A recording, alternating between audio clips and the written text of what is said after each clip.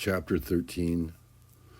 This one is called Timeline and Smart Objects. These are the two things that I'm going to more or less focus on. It's two functions that I use in Photoshop as I start to drift into the animation part of this production. But first, let's just go over some of the other things that's going on here as far as the big scope of this production. I've come to realize that I'm in like a 10-day cycle here. I spend about 4 or 5 days actually working on my film, and then I take all the screen recordings, which is quite a bit. It's like hours of stuff, and then I assemble all that in my editing program, and then I start to put together these chapters, and then I start to upload them all to my various sites, and then I clean off my desktop, and I go for a bender for a day or two, and then I'm back at it with the next chapter. So it's about a 10-day cycle with all that stuff. So here's my YouTube page, Massive Swerve Official. I finally reached 5,000, just over 5,000 subscribers. This is where I'm focusing a lot of energy these days, is on my YouTube page. I also was able to upload my Parasiter and Cigarettes film finally, now that my distribution deals are over.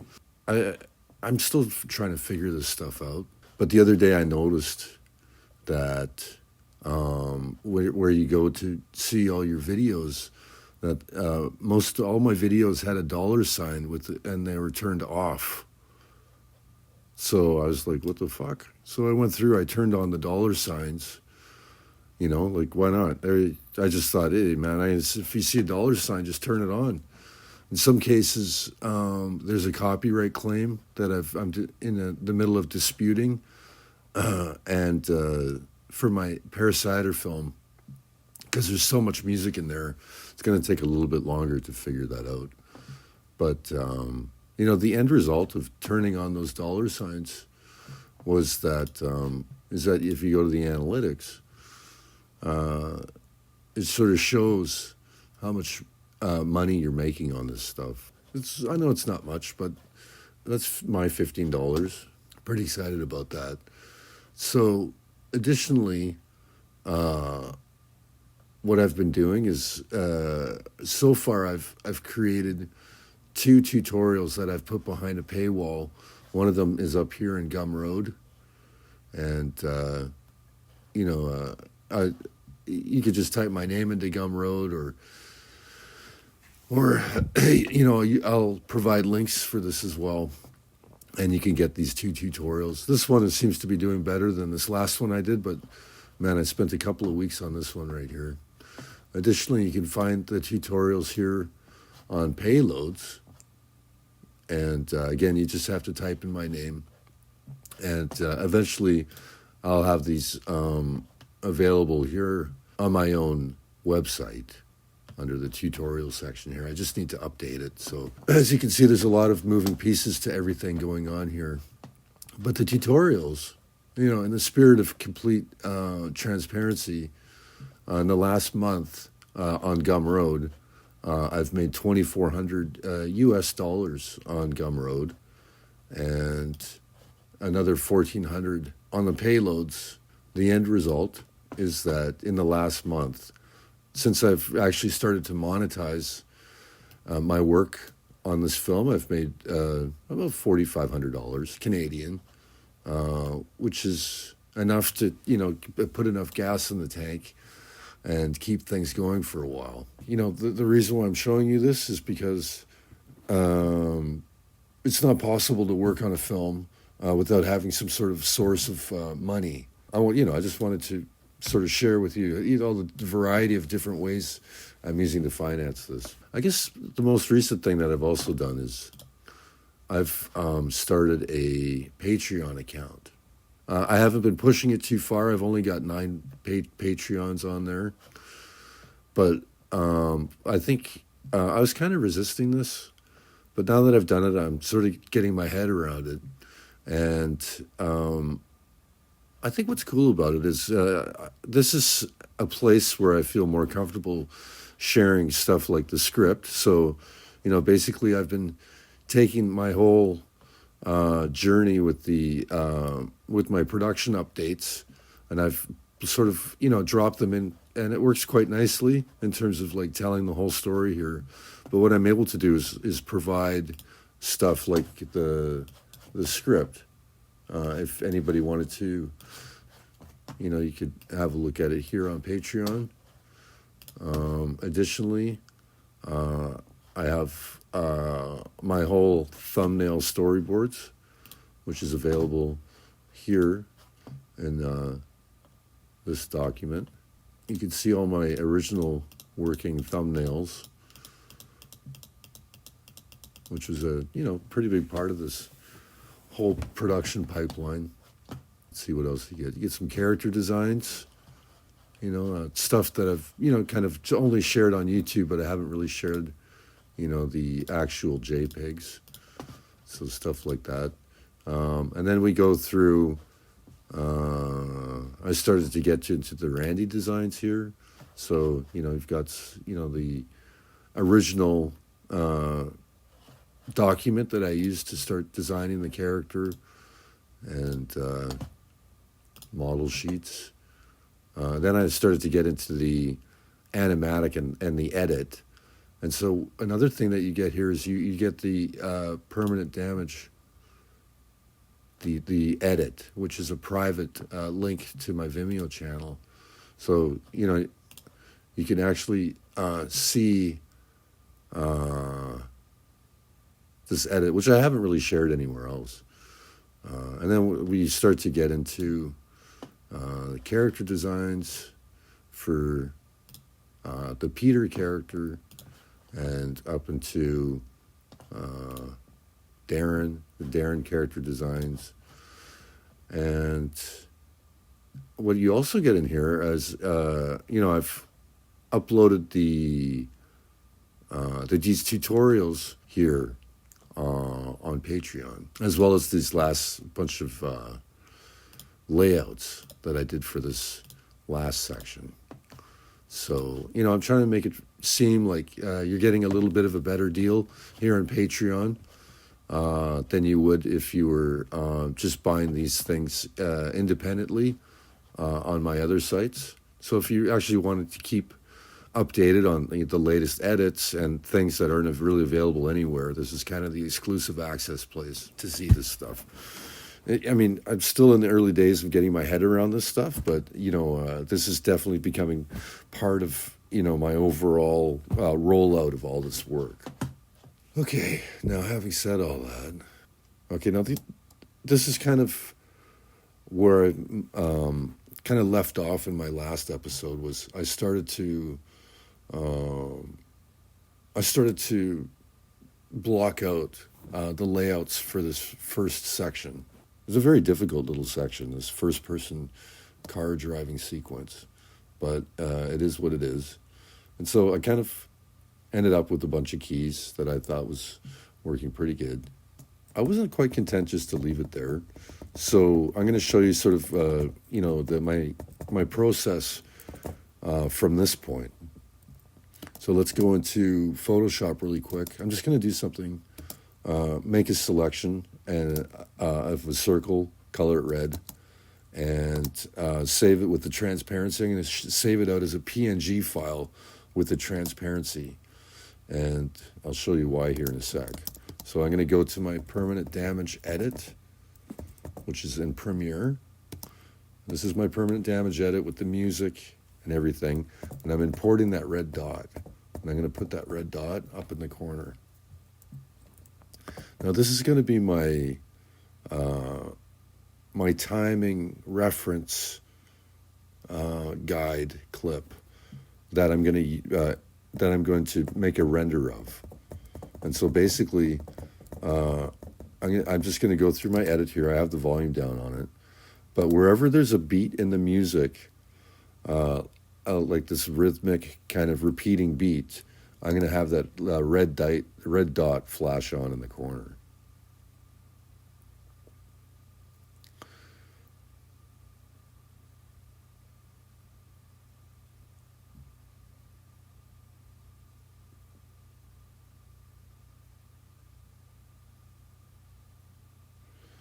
right through to the beginning of this first sequence. Okay, now I'm going to render that out from Premiere. And this is what this clip looks like. Muffled sounds echo in the distance, slowly growing louder, becoming increasingly clearer until Peter, for Christ's sakes, you drifted off again. Suddenly, Peter's sucked back in again to consciousness. He finds himself behind the wheel of the car. He swerves back into his own lane, nearly missing a collision. Someone's yelling at him, telling him to learn how to drive. He looks over at Randy, sitting in the passenger seat. Peter, what the fuck? Randy's looking at him with that scornful look. Okay, that's my guide, my timing guide. It's the render of it. Okay, so what's the significance of that? The significance is I'm going to go back to my Photoshop document, and I'm going to show you how to open up the timeline function in Photoshop. So here's my document. It's a series of still frames in group folders. I'm going to go up to Window, and it brings down the drop-down menu, and scroll down to Timeline, and it opens up the timeline in Photoshop. Right there. There's my timeline. Now, everything's sort of stacked on top of each other. All the group folders, all my layouts. And it's not timed out at all. Everything's timed out to the same thing. The first thing you got to do is go into the corner here, this little icon, and click on that. This is really important. And go down to Set Timeline Frame Rate. It pulls up this menu. And make sure that you're working on the right frame rate. Otherwise, it'll really fuck things up later on. So I like to work in 24. There you go. So now you have your timeline interface. You got your layers up on this side, and everything is at 24 frames a second. Now, import that render. Remember that render from Premiere? And there it is. And I'm just going to scale that down and put that up in the corner up here. So it's kind of out of the way, but it's just there as a guide. That's the only reason that I did that. Now, use the timing guide clip to line up all the frames on the timeline. Okay, all the group folders. So I just, this is time-lapsed, but I'm using that timing guide clip in the corner to line up all my frames here on the timeline. So basically, it reflects precisely what I have in my Premiere edit, except now I've got these working frames in Photoshop. It's timed out to the frame. And I'll show you what this render looks like. This is the render from Photoshop. Muffled sounds echo in the distance, slowly growing louder, becoming increasingly clearer until Peter, for Christ's sakes, you drifted off again. Suddenly, Peter's sucked back in again to consciousness. He finds himself behind the wheel of the car. He swerves back into his own lane, nearly missing a collision. Someone's yelling at him, telling him to learn how to drive. He looks over at Randy, sitting in the passenger seat. Peter, what the fuck? Randy's looking at him with that scornful look. I mean, it's very much the same render as before, but it's living in Photoshop now. I mean, this is where I'm going to be doing the work. Okay, the breakdowns. Turning few into many. Yeah. Okay. So the other significance of that that timing clip in the corner is I'm using those red dots as a guide to drop in the breakdowns on this stuff. So this is it's simply a matter of, a lot of legwork, duplicating one of my group folders and lining it up on the timeline. And it's simply a matter of just doing in-betweens or breakdowns Now, for me, at these early stages, I feel like each one of these breakdowns is a key. I don't necessarily see it as in betweens, not yet, because these drawings are so far apart that every one is basically a key. Yeah. So this is quite a long process. You can sort of see, the way I'm, stretching the proportions on the car in order to suit like the kind of camera lens, the fisheye lens look that I'm trying to get with this scene. I want to make it like things are sort of stretching towards camera. There's not much to say about this stuff. I mean, if you really wanted to see, how I went about, doing these original drawings, you could go back to that tutorial, that's available. It's the last one I did called First Person Driving Scene. And I really go into detail about how I work in Photoshop and create all these frames. So this is just basically more of the same thing, except I'm doing all the breakdowns. This is another key drawing. It's a breakdown, but it's a key. Totally new artwork. Yeah, I thought it'd be good if you just saw a glimpse of the look in her face. She smashes into the window. Okay. Boom. Now here's the second part of this chapter is working with smart objects. Okay, now, basically what I want to do is I want to pan over from the driver's seat over to the passenger seat, which means I have to basically connect together two different layouts. And so I want to do that in a smart object. So on the timeline, I've created a frame. I didn't label it, but I'm going to fill that frame white to start off with. Trim it, go to your layers, bring up the menu, the drop-down menu, convert to smart object. And there you go. So let's click on the smart object, and this is what you get when you've got that white frame. So let me just show you where we're at with that. This is my smart object on the right, and this one on the left is my working PSD document. So whatever I do in the smart object, once I save it out, it'll appear in my other working PSD document. Again, what's the significance of that is you can see how how many layers I'm working with already. So this is just kind of a better way of handling these scenes that start to get really convoluted with all the layers. And the other thing is, in my regular working document, I want to put the pan in, I can put the pan and apply it to everything that I've saved out in the smart folder.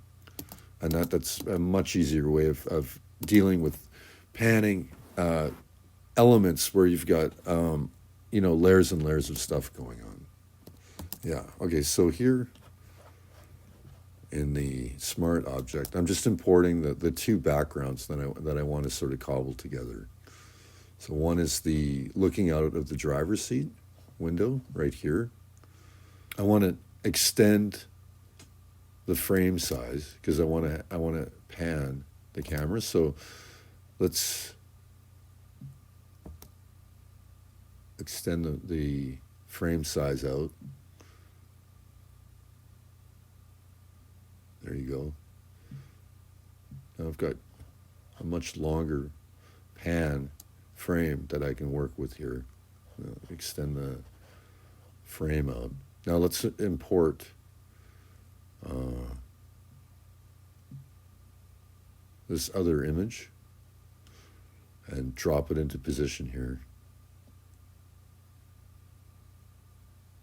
There.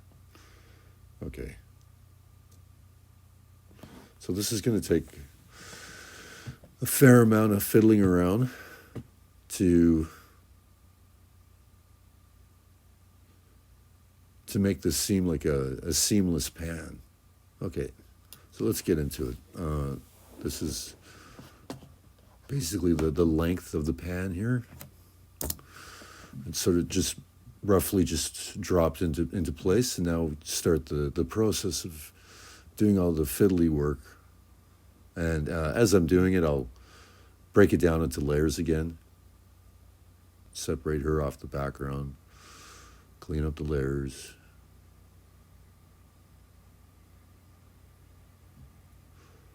I've already done this, but I kind of warped her onto the background in a way that made it look kind of fisheye lensy. So I just thought I'd just keep that on there and just lift her off of it, because I know the whole thing is kind of working together.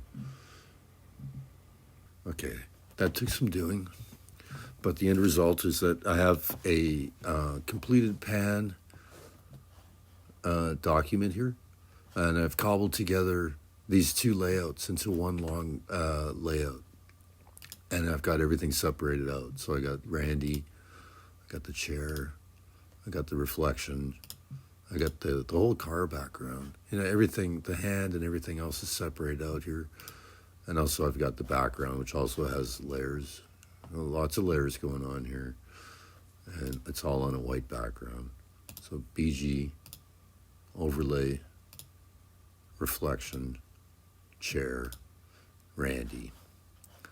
Okay, now I've taken this frame, I saved it out as a JPEG, and I brought it into here, into Premiere.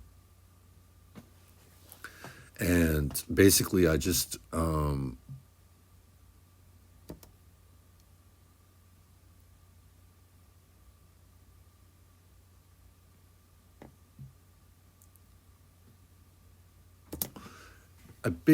plotted out the camera move and the speed of it, and made a render. And then I imported that back into my Smart Object folder here at the top, right there. You know, let's just have a once through with the reference clip with the audio, just to get our head around the timing for this scene. Let's just play it through once. Peter, what the fuck? Randy's looking at him with that scornful look. I think it needs to be Peter, and then she looks forward, and then looks back and says, what the fuck? Peter. Yeah. Right there. Oh, look, the red dot's up there, so that'll work out perfectly. So it'll be Peter, and then the next key will be on the red dot. She'll look forward, and then she looks back on what the fuck. She looks back on fuck. Okay, so let's trim the first frame, duplicate it, and then label it. I've already done like a profile of this character, so let's import the model sheet, and I'll select the profile, copy merged, paste it into the document, clear out the white, then position it precisely in the right place on her shoulders. Yeah. A little clean up here and there. Okay, now let's animate the rest of her body. You know, she looks forward, and, you know, her shoulders and legs come to rest. Okay, the first two frames are looking good. Now,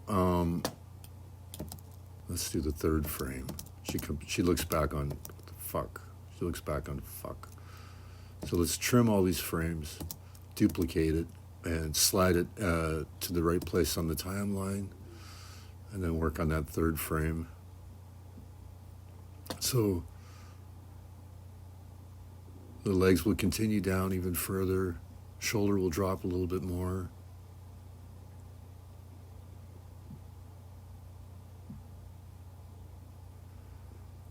Yeah, I think that'll work. Look at. Let's look at those three frames really quick. 1, 2, and 3. And then we'll do a quick little render, and then we're out of there. Muffled sounds echo in the distance, slowly growing louder, becoming increasingly clearer, until Peter, for Christ's sakes, you drifted off again. Suddenly, Peter sucked back in again to consciousness. Someone's yelling at him, telling him to learn how to drive. He swerves back into his own lane, nearly missing a collision. Peter, what the fuck? Okay, so let's do a quick little comment section here at the end. Like I said, I uploaded my Parasiter and Cigarettes film to my YouTube channel, and it's available for free. And so I'm going to keep the comments kind of pertaining to this YouTube video. So let's go newest first. Watched this while I was crazy high. Greatest experience. Well, that's perfect, you know, because I'm sort of putting this film out there as kind of a 3-drink, 2-toke movie, and kind of encouraging people to get in the right zone without getting too zoned out to watch it. So that's my recommendation for the maximum viewing experience for this movie. So just keep that in mind. It's nice to know that people are taking my advice here. This fellow says, the music's too loud. And I replied, ha ha ha, not loud enough, damn it. It's true, man. When I was doing the mix on this, I couldn't make the music loud enough. I just wanted this to like just be totally rockin' film. Why isn't this at 10 million views yet? It's been up for 2 whole days. I don't know. I'm at about 20,000 views. I'm not sure how to make the leap from 20,000 to 2 million views. If I could figure that out, I'd be pretty happy. I mean, it's up here for free. So, I don't know. Maybe it'll catch on at some point. The subtle jiggle in the animation is just chef's kiss at 4:44. Oh, what's he talking about? Let's have a look. 4:44. Oh, I have an idea what that is. Okay, here's 4:44. Oh yeah, look, it is the chef's kiss. Nice little jiggle in the butt. Lovingly animated. Everything about this is amazing, thank you. Does anyone know the name of the last song during the end credits? Yes. It's Mass Mental. It's Robert Trujillo's band. Robert Trujillo, the bass player for Metallica, who was very instrumental in the creation of this film. In fact, Robert Trujillo got a co-producing credit with myself on this film.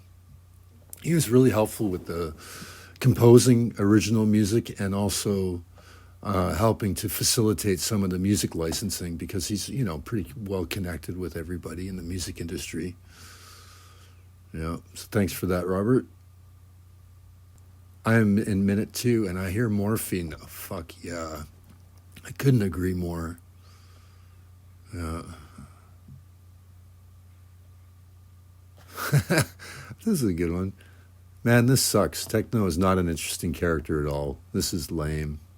Oh, got 1 like. I'll give him a like for that, for your honesty. Good on you. This film changed my life. You know, it changed mine too. Jesus Christ. I don't think I'll ever be the same after this one. Any more scathing criticisms? No, too bad. All right. So, hey, don't forget to like and subscribe to the YouTube videos, and the links for Patreon is included right below in the description.